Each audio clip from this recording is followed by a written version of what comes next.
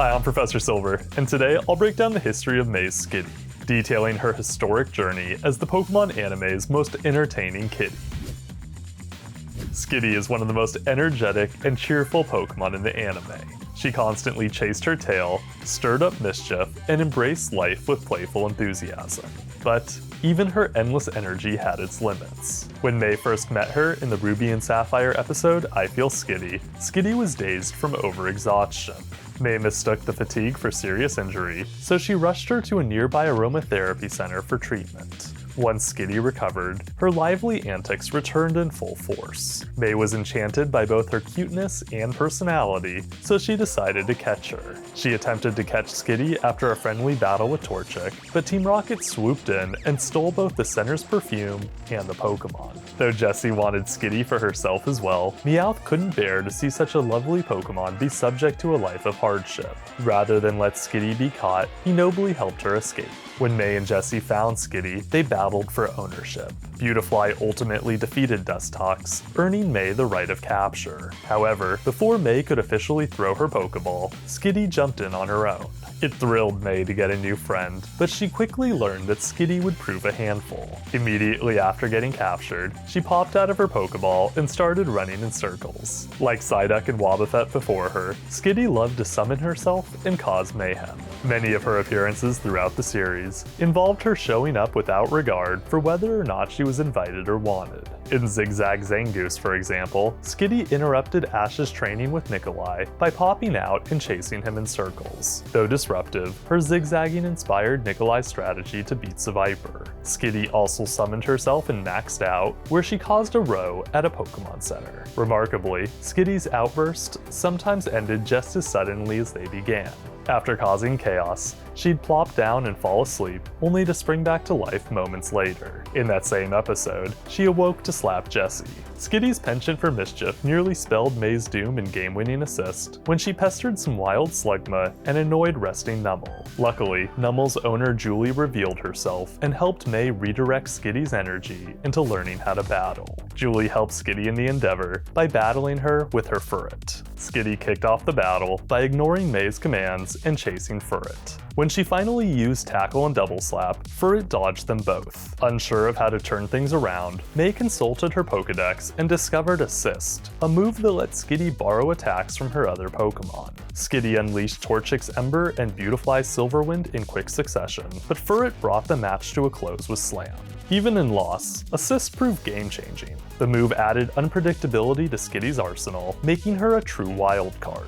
Assist's only drawback was that Skitty couldn't control which move it summoned. Later in the episode, Assist helped free Julie's Numel from Team Rocket, but not without first calling forth unhelpful moves. Sometimes, Assist's randomness worked to May's favor. In All Torkoal No Play, May intended for Skitty to use an assisted Ember against Wild Magnemite, but Skitty ensnared them instead with String Shot. To help Skitty hone her growing battling abilities, May used her against Watt's Ampharos in Manectric Charge. Despite Ampharos's height advantage, Skitty hit first with Double Slap, landed Tackle, weathered Thundershock, and tanked Iron Tail. Right as all seemed lost, Skitty used Assist to channel Torchic's Quick Attack and seized victory with Double Slap. With a major win under her belt, Skitty was on her way to stardom. While her star was shining bright, her cheerful disposition briefly dimmed in Delcatty Got Your Tongue when an accidental blast of Torkoal smoke left her speechless. Thankfully, a kind woman named Dr. Abby nursed her back to health. As a former Grand Festival winner, Dr. Abby lifted Skitty's spirits by introducing her to her Delcatty Johnny and teaching her how to juggle.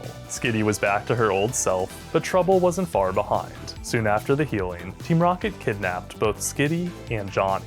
After Johnny broke them free, he effortlessly defeated the villains with Safeguard, Thunderbolt, Solar Beam, and Blizzard. Before finishing them off, Johnny and Dr. Abby helped Skitty learn Blizzard. This gave her not only a flashy new move, but also a big boost in confidence. Between Blizzard and the mentorship of a champion, Skitty was ready to shine in the Verdanturf contest. In Disaster of Disguise, Skitty proved her readiness by employing Blizzard on May and practicing her juggling. After blasting off Team Rocket, Skitty officially competed at the contest and disguised a limit. May was extremely nervous going into the first round, as Skitty had no experience. Her lack of confidence led Skitty's Blizzard to fail at the start of the appeals. Fortunately, Skitty turned things around with her juggling.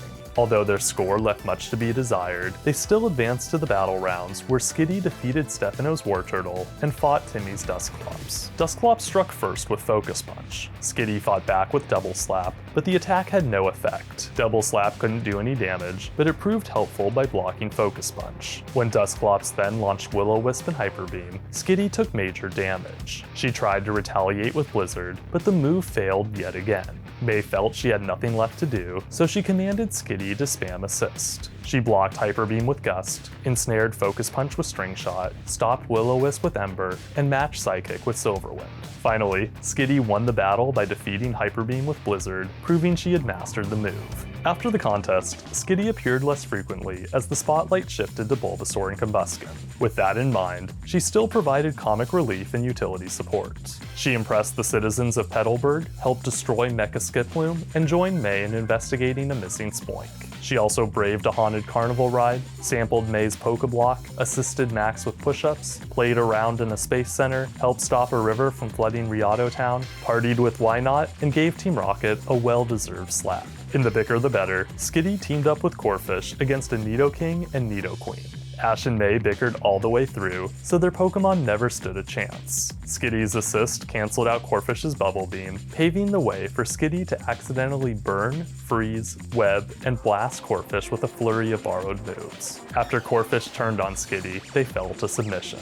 In the battle's aftermath, Skitty teamed up with Jessie Seviper to battle Corphish and James's Cacnea. The battle ended without a winner, as things quickly turned into chaos when Dustox entered the fray. Following her minor adventures, Skitty fully returned to the limelight for the Pacifidlog contest in Mean with Envy. Before the event began, she joined forces with May's new friend Joshua and his Houndoom to take down Team Rocket by combining Fire Spin with Shadow Ball. Their teamwork sparked jealousy in Joshua's friend Erica, who saw May as a romantic rival. As the contest got underway, the brewing love triangle took a backseat to their performances. During the appeals, Skitty generated Razor Leaf with Assist, froze the leaves with Blizzard, and crushed them with Double Slap. As the contest continued in Pacifidlog Jam, Skitty battled Joshua's Houndoom in the semi-finals. She dodged Swift, landed Tackle, withstood Shadow Ball, and used Blizzard. Houndoom melted the ice with Flamethrower and struck again with Swift, but Skitty answered with an assisted Razor Leaf and another Tackle. She then endured one last Shadow Ball and won out by overpowering Flamethrower with Blizzard.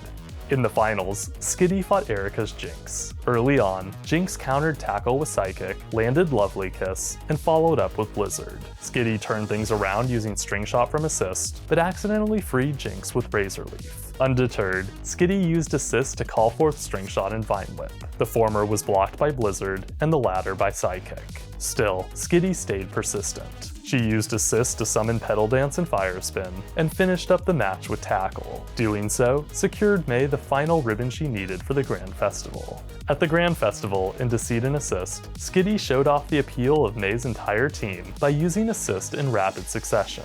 Harley had tricked May into using the move over and over, but May made it work for her. Skitty produced Silverwind, Razor Leaf, Fire Spin, String Shot, Gust, Solar Beam, and Petal Dance. Although Petal Dance confused Skitty, May salvaged the display by having Skitty slap itself into sanity with Double Slap and produce a beautiful Ice Palace using Blizzard. Skitty's score was much lower than it would have been had May not been influenced by Harley, but it was still good enough to advance May to the festival's next round. During the quarterfinals in Rhapsody and Drew, Skitty teamed up with Combusken against Drew's Roselia and Flygon. She used an assisted Fire Spin to burn through Roselia's Petal Dance, but things quickly turned chaotic when Combusken missed Sky Uppercut and fell on Skitty. This gave Drew's Pokemon the chance to strike with Flamethrower and Solar Beam. Combusken barely countered with Fire Spin. Sadly, the momentum kept shifting in Drew's favor. When Combusken launched another Fire Spin, Flygon shattered it with Sandstorm. Afterward, May's points began to fall, especially after Roselia rototopped Flygon's back to dodge Blizzard. Running out of time, Skitty launched Combusken into the air and froze Magical Leaf while Combusken landed Sky Uppercut. Regrettably, Stun Spore halted their offense, allowing Flygon to seize the win with Steel Wing. After the festival, Skitty went to live at the Peatalburg Gym in the Scheme Team. May intended for her to compete in Kanto contests, but as revealed in The Right Place and the Right Mime, she ultimately left Skitty with her mom as the Pokemon loved napping in her dad's greenhouse. Because Skitty missed out on the Kanto adventure, May didn't think it fair to use her in the Grand Festival. It wasn't until after the festival, in the unbeatable lightness of scene, that Skitty rejoined May's team. Soon after the reunion, Skitty traveled with May to Johto, where she likely competed in many contests. Eventually, the two of them went to the Sinnoh region so as to attend the Wallace Cup. In pruning a passel of pals, Skitty could be seen defeating an Exeggutor during the competition. Since then, Skitty has likely grown stronger, earned May many ribbons, and possibly even evolved. It's never explained why Skitty didn't evolve, but I assume it's because May thought her perfect, no matter her form. As that concludes Skitty's history, let's get to her battle record. Skitty defeated Watt's Ampharos, Jesse's Seviper, Stefano's Wartortle, James's Cacnea, Joshua's Houndoom, Erica's Jinx, and Exeggutor. She lost to Julie's Furret, Oscar's Nidoking and Andy's Nidoqueen, and Drew's Roselia and Flygon. Move-wise, Skitty used Assist, Blizzard, Double Slap, and Tackle. Skitty is an immensely fun character. Whether it's stealing the spotlight or just being silly, her design, charm, and hilarious animation never failed to make me smile. If I had to have one gripe with her, it's that her battles often felt repetitive and a bit unrealistic. I would have loved to see her develop a stronger moveset, akin to Johnny's, with powerful elemental attacks like Solar Beam and Thunder. Even so, Skitty remains a worthy successor to Psyduck and always makes me happy to watch. And on that, class is adjourned. I'm Professor Silver. Until next time, catch you later.